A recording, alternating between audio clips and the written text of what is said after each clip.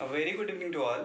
मैं आपका एजुकेटर आप सबों का स्वागत करता हूं आपके अपने official YouTube channel let's learn commerce पे। सबसे पहले आज का जो क्लास है हमारा वो बिजनेस स्टडीज़ का है, बीएसटी का है। और बीएसटी का ये क्लास जो है आपका 3 चैप्टर खत्म हो चुका है। आज चौथा चैप्टर हम शुरू करने वाले हैं जो है बिजनेस सर्विसेज। ठीक है, व्यावसायिक सेवाएं के नाम से हम इस चैप्टर को हिंदी में जानते हैं। तो बिजनेस सर्विसेज जो ये चौथा चैप्टर है इसमें आज हम क्या क्या डिस्कस करने वाले हैं। तो सबसे पहले एक एग्जाम्पल लेंगे हम, और उसके बाद इंट्रोडक्शन की बात करेंगे कि क्या है ये, फिर इसके नेचर की बात करेंगे कि सर्विसेज का नेचर क्या होता है, 5 आई उनमें कौन कौन से हैं। उसके बाद हम लोग 5 आई को देखने के बाद गैट की बात करेंगे, GATS गैट्स जिसको बोलते हैं, general agreement on trade and services. फिर हम बात करेंगे difference between services and goods, service और गुड्स के बीच में क्या अंतर है, इस टॉपिक को हम डिस्कस करेंगे। तो आज ये 4-5 टॉपिक हम डिस्कस करने वाले हैं अपने सेशन में। इससे पहले कि हम अपने सेशन को शुरू करें, अगर आप चैनल पर नए हैं तो बेल आइकन प्रेस करके सब्सक्राइब करके बेल आइकन प्रेस कर दें।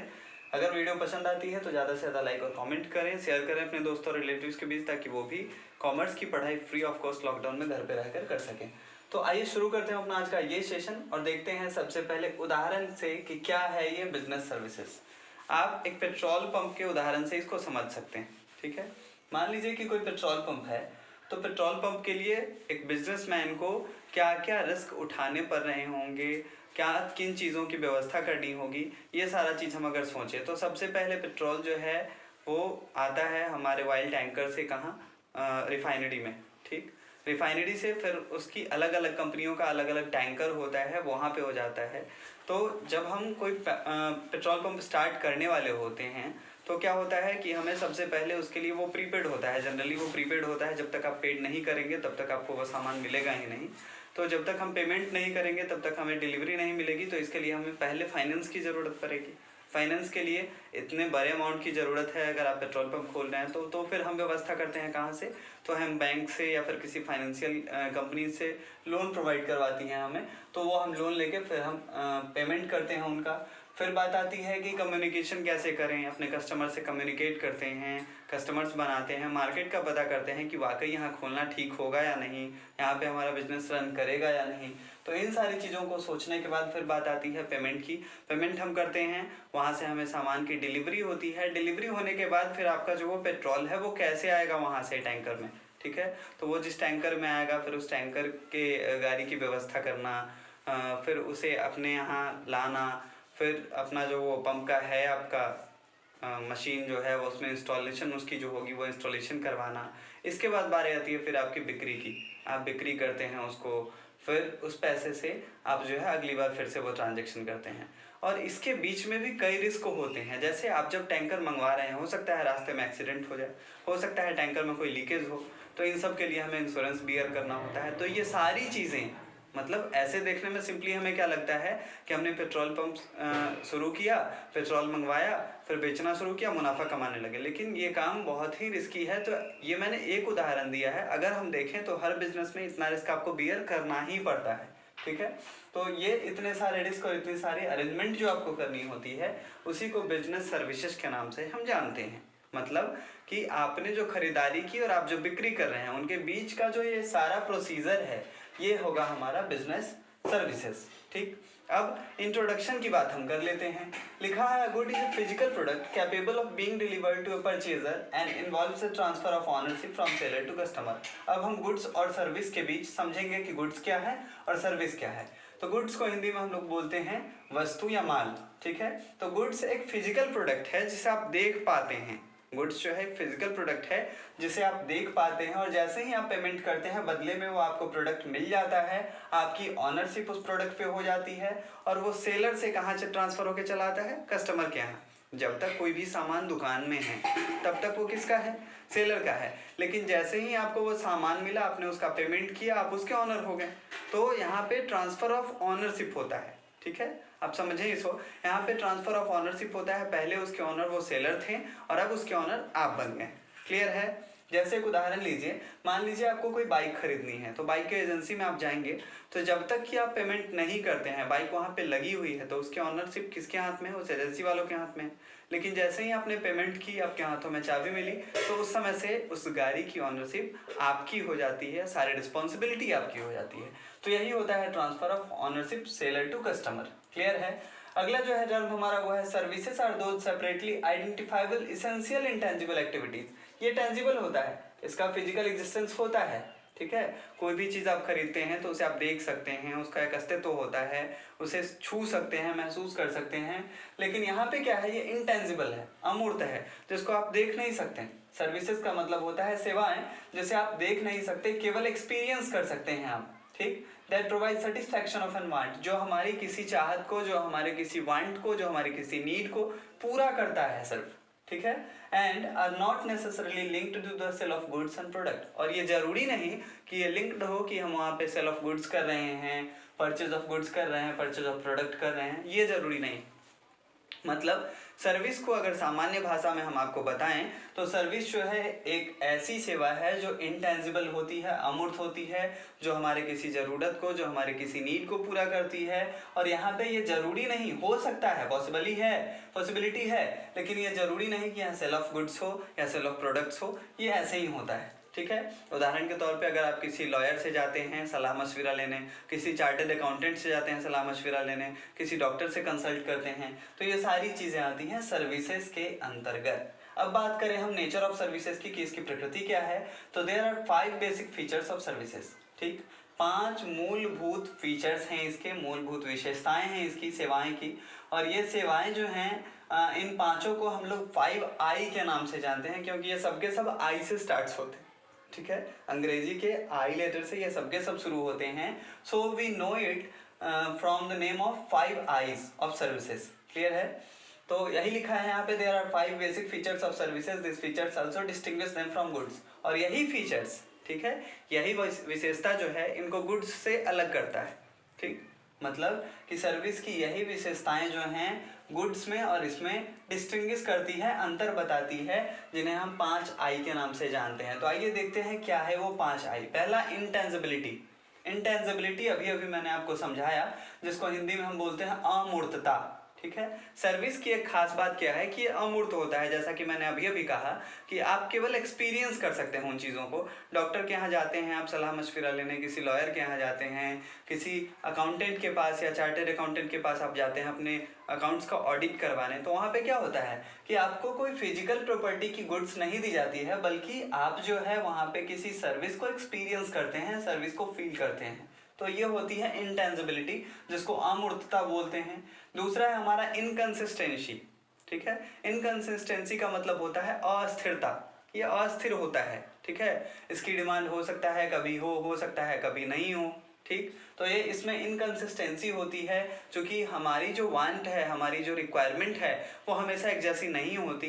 मान लीजिए कि आज आपको कोई और मोबाइल पसंद आ रही है, तो आपको उस मोबाइल के प्रति आज है लगाव, कल को कोई और ब्रांड आती है तो आप चाहते हैं कि नहीं ये फ़ोन ना हो मेरे पास, बल्कि ये फ़ोन हो जाए। तो वहाँ पे क्या है, वहाँ प्रोडक्ट के प्रति आपकी इनकंसिस्टेंसी है। सर्विस में भी सेम चीज़ होती है। मान लीजिए कि आज आप किसी ट्यूटर से पढ़ रहे हैं, आज उनके यहाँ पढ़ रहे हैं, तो आपको अच्छा लग रहा है, ठीक है भाई पढ़ रहे हैं। कल को कोई और दोस्त आया और वो आपको कहा कि नहीं वहाँ चलो, वहाँ पढ़ के एक बार देखते हैं। वहाँ आप गए तो आपको पता चला कि नहीं अब यहाँ पढ़ना चाहिए, यहाँ ज़्यादा अच्छा है, ठीक। तो ये होती है इनकंसिस्टेंसी। क्लियर है? इनसेपरेबिलिटी का मतलब होता है जो अलग ना किया जा सके, ठीक। इनसेपरेबिलिटी का मतलब क्या होता है, जो अलग ना किया जा सके। जैसे इसमें क्या होता है, मान लीजिए कि आप किसी आइसक्रीम पार्लर पे गए, आपने आइसक्रीम खरीदी, आप किसी रेस्टोरेंट में गए, आपने रेस्टोरेंट में खाना ऑर्डर किया, आइसक्रीम ऑर्डर किया, जो भी आपको ऑर्डर करना है किया, आप वहीं पे खाते हैं, तो ये दोनों क्या है, एक दूसरे से लिंक्ड है, ठीक है, इनसेपरेबल है। यहाँ पे अलग नहीं होता, ऐसा नहीं कि आपने सर्विसेज ली और फिर आप अलग हो गए। अब जैसे मैंने कहा कि आप सामान खरीदते हो, कोई भी प्रोडक्ट खरीदते हो, तो वहाँ क्या होता है कि हम प्रोडक्ट खरीदते हैं, फिर उसके बाद हमको उससे कोई मतलब नहीं होता, हम वहाँ से चले जाते हैं, ठीक। जैसे इसी आइसक्रीम की बात अगर करें तो इस आइसक्रीम को अगर आप किसी बाहर के स्ट्रीट वेंडर से खरीदोगे तो क्या होता है, आप लेंगे फिर लेके चले आएंगे अपने यहाँ, घर पे बैठ के खाएंगे। लेकिन जब हम किसी रेस्टोरेंट में वही सामान ऑर्डर करते हैं तो वहाँ पे हम वो सर्विस प्रोवाइड करती हैं हमें कि आप यहाँ पे बैठ के खा सकते हैं, हमारे यहाँ बैठने के लिए टेबल है, चेयर है, ऊपर पंखे लगे हुए हैं, ऐसी है जो भी सुविधाएं हैं उनके यहाँ, तो ये सारी चीज़ें वो प्रोवाइड करवाते हैं। तो ये है सर्विस, जो इनसेपरेबिलिटी जो है इसकी एक गुण है। उसके बाद बात करें हम इन्वेंट्री की, इसमें इन्वेंट्री हो भी सकता है, बहुत कम होगा अगर तो बहुत कम, नहीं तो नहीं होगा। जैसे मान लीजिए इन्वेंट्री की अगर हम बात करें तो इन्वेंट्री का मतलब क्या होता है, इन्वेंट्री इज स्टॉक, ठीक, ये स्टॉक होता है हमारा। तो ये जो है स्टॉक पे नहीं रखा जा सकता। जैसे आप जर्नी कर रहे हैं किसी बस से, ठीक है, आप किसी बस से जर्नी कर रहे हैं या आप किसी सिनेमा हॉल का टिकट खरीद रहे हैं, तो आप उस टिकट को स्टोर कर सकते हैं, लेकिन आप उस सिनेमा हॉल में दिखाए गए उस मूवी को तो स्टोर नहीं कर सकते हैं कि हमने इसको स्टोर कर लिया फिर जब चाहे हम इसको देख लेंगे, ठीक। या फिर यही चीज़ आप बस से जो ट्रैवल कर रहे हैं तो आप उसको एक्सपीरियंस कर रहे हैं, आप उसको स्टोर नहीं कर सकते, तो ये स्टॉक नहीं किया जा सकता है इसका, ठीक है, ये स्टॉक में नहीं आता है। तो इन्वेंट्री में वही लिखा हुआ है लेस। दूसरा है इन्वॉल्वमेंट। इन्वॉल्वमेंट का मतलब होता है संलिप्तता। यहाँ पे पार्टिसिपेशन जो होती है कस्टमर की वो एट द टाइम बनी होती है। जैसे आप किसी डॉक्टर के यहाँ जाते हैं अपने स्वास्थ्य के बारे में जांच पड़ताल करने, पूछताछ करने, तो आप वहाँ पे होते हैं, आपकी प्रेजेंस वहाँ पे होती है, तो इसी को बोलते हैं हम इन्वॉल्वमेंट। तो ये इन्वॉल्वमेंट जो है ये सर्विस में बहुत ज़रूरी है और ये 5 आई है जिन्हें हम बारी बारी से अभी डिस्कस कर चुके हैं। अब हम बात करें अपने अगले टॉपिक की जहाँ पे इंट्रोडक्शन टू गैट्स है। गैट्स का पूरा नाम होता है general agreement on trade and service, और ये एक ऑप्शन के रूप में, ठीक है, इसे ब्रॉडली एक ऑप्शन के रूप में दिखा जाता है किसका, GATT का। GATT का फुल फॉर्म होता है general agreement on tariff and trade. यहाँ से 2 मल्टीपल चॉइस क्वेश्चन आपके पक्के हो गए, एक गैट्स का पूरा फुल फॉर्म और एक GATT का पूरा फॉर्म, ठीक। तो ये 2 क्वेश्चन आपके पक्के हो गए। तो यहाँ पे जो है इंट्रोडक्शन क्या है गैट्स की, तो आइए देख लेते हैं। General agreement on trade and services, it is broadly compared with GATT. मैंने अभी अभी कहा कि GATS को ब्रॉडली कंपेयर्ड किया जाता है, व्यापक रूप से इसका तुलना किया जाता है इसका किसके साथ, गैट के साथ, जिसका फुल फॉर्म होता है, मैंने अभी अभी आपको बताया है क्या होता है। तो आगे हम देखेंगे और क्या लिखा है इसमें। The most important elements of GATS is the classification of services used in making commitments। मतलब GATS जो है इसका most important जो बात है इसकी वो क्या है कि इसमें सर्विसेज को अलग अलग भागों में क्लासिफाई किया गया है, वर्गीकृत किया गया है, इसके क्लासिफिकेशंस किए गए हैं, ठीक है। The GATS schedule largely follow a classification which identifies 12th basic service sector। तो ये 12th कैसे बना, तो 11 बेसिक सेक्टर्स हैं इसके, 11 में नाम आपका मेंशन किया गया है। एक जो है उसको अदर सर्विसेज कहा गया। अदर सर्विसेज मतलब 11 जो हैं उनके अलावा कोई और सर्विसेज अगर आता है तो उसे हम अदर सर्विसेज हेड के अंतर्गत रखेंगे। तो इस तरह से ये 12th टोटल क्लासिफिकेशन हैं इनकी GATS की, जिसमें हम बेसिक सेक्टर्स क्या क्या है आइए देख लेते हैं। तो गैट्स का पहला जो बेसिक सेक्टर है आपका वो है business service including professional and computer. मतलब कि प्रोफेशनल सर्विस हो या कंप्यूटर पे आप कोई वर्क कर रहे हो उससे रिलेटेड जो कुछ भी है वो है हमारा बिजनेस सर्विसेज, ठीक है। बिजनेस सर्विसेज में आपको याद रखना है कि इसमें प्रोफेशनल वर्क और कंप्यूटर दोनों शामिल हो जाएगा। दूसरा है आपका कम्युनिकेशन सर्विसेज, ठीक। तो कम्युनिकेशन सर्विसेज में क्या होगा, टेली कम्युनिकेशन वगैरह ये सारी चीज़ें आ जाएंगी। थर्ड है आपका constructing and related engineering services, जितने भी कंस्ट्रक्शन के काम होते हैं, घर बनाना हुआ, पुल बनवाना हुआ, किसी अपार्टमेंट को बनवाना है, रोड बनवाना है, तो ये सारी चीज़ें जो है construction and related engineering services में आते हैं। डिस्ट्रीब्यूशन सर्विसेज में केवल वितरण का काम दिखाया जाता है कि आप किसी चीज़ को केवल सप्लाई करते हैं, एज अ सप्लायर आप काम करते हैं, तो ये डिस्ट्रीब्यूशन सर्विसेज होता है, वितरण सेवाएं। उसके बाद 5वां है आपका एजुकेशनल सर्विसेज। इसमें शिक्षा और शिक्षा से जुड़ी हुई जो भी चीज़ें हैं उनसे संबंधित जो सेवाएं होती हैं, जैसे कोचिंग क्लासेस हो गए, स्कूल हो गए, तो वो एजुकेशनल सर्विस के हेड के अंतर्गत आ गए हैं। एनवायरमेंटल सर्विसेज में आपको एनवायरनमेंट से रिलेटेड जो भी वर्क हैं, एनवायरनमेंट से रिलेटेड जो वर्क जैसे पेड़ पौधों का लगाना या बाकी के किसी गैस का मैन्युफैक्चर करना, कोई ऐसी चीज़ बनाना, कोई प्लांट का प्रोडक्ट लगाना, इस तरह की चीज़ें जो है वो एनवायरमेंटल सर्विसेज हैं। फाइनेंशियल सर्विसेज होती हैं जिसमें आपको इंश्योरेंस आता है, बैंकिंग आता है, इनकम टैक्स वगैरह जो भी होते हैं वो फाइनेंशियल सर्विसेज में आते हैं। Health related and social services में आपके डॉक्टरी सेवाएं हो गई, डिस्पेंसरी हो गई, ये सारी चीज़ें आती हैं आपकी हेल्थ रिलेटेड और सोशल सर्विसेज में। 9th होता है आपका tourism and travel related services, इसमें रेलवे हो गए, बस से अगर आप ट्रैवल कर रहे हैं कहीं तो वो जो जितनी भी सर्विसेज हैं वो सबके सब इसमें आती हैं। 10वां आपका रिक्रिएशनल का मतलब होता है जिन चीज़ों को करने से केवल आपका एंटरटेनमेंट होता है, तो एंटरटेनिंग पर्पज से या आपकी जो कोई कल्चरल एक्टिविटीज़ है आपको अगर उसको बढ़ावा देना है, आप उसे अगर बढ़ावा दे रहे हैं तो वो आता है 10th में। जनरली इसमें जितने भी स्पोर्ट्स होते हैं, चाहे वो बैडमिंटन हो, फुटबॉल हो, ओलंपिक गेम्स हो, जो भी हो, वो सबके सब आ जाते हैं आपके रिक्रिएशनल में। इसी में आपके सिनेमा, इसी में आपके जो भी आजकल जैसे कोई सिंगिंग कंपटीशन है, जो भी सर्विसेज प्रोवाइड करवाने वाली इस तरह की संस्थाएं हैं वो सबके सब यहाँ आती हैं। 11th आपका ट्रांसपोर्ट सर्विसेज, ये दोनों लगभग सिमिलर है, टूरिज्म और ट्रैवल रिलेटेड सर्विसेज और ये ट्रांसपोर्ट सर्विसेज। और 12th आपका other services not included elsewhere, मतलब इसमें इन 11 के अलावा जो कुछ होगा वो इस 12th में आ जाएगा, अदर सर्विसेज में आ जाएगा जो इसमें इंक्लूडेड नहीं है। अब हम बात करेंगे कि सर्विस और गुड्स के बीच में क्या डिफरेंस होता है। ठीक, तो सर्विस और गुड्स के बीच में मैंने अभी अभी आपको बताया सर्विस के 5 आई के बारे में, तो वहीं पे हमने डिस्कस किया कि ये 5 आई जो हैं यही सर्विस को गुड्स से अलग बनाते हैं। कैसे? तो पहला है आपका नेचर की अगर हम बात करें तो एन एक्टिविटी और process, example watching a movie, मतलब सर्विस में क्या होता है, कोई एक्टिविटी होती है, कोई क्रियाकलाप होती है आपकी, या कोई प्रोसीजर होता है आपका, जैसे मूवी देखना, पार्क में घूमना, तो ये सारी चीजें जो है क्या है, ये सर्विस है। जबकि गुड्स जो है वो क्या है, तो physical object, example video cassettes of movie. अब यही मूवी अगर आप देख रहे हैं किसी थिएटर में, किसी सिनेमा हॉल में, तो ये आपका आ जाएगा सर्विस में। लेकिन यही मूवी अगर आपने कहीं जाके सीडी कैसेट्स की दुकान से सीडी कैसेट्स खरीदें और फिर आपको उसे अगर घर पे लाके देखना है, तो वो कैसेट्स परचेजिंग जो हो गई, तो वो कैसेट आपका क्या बन गया, गुड्स बन गया। दूसरा टाइप की अगर हम बात करें तो सर्विसेज जो होते हैं ये हेट्रोजेनस होते हैं, अलग अलग तरह के होते हैं, जबकि होमोजेनस जो होता है ये सजातीय होता है, गुड्स का ये नेचर है।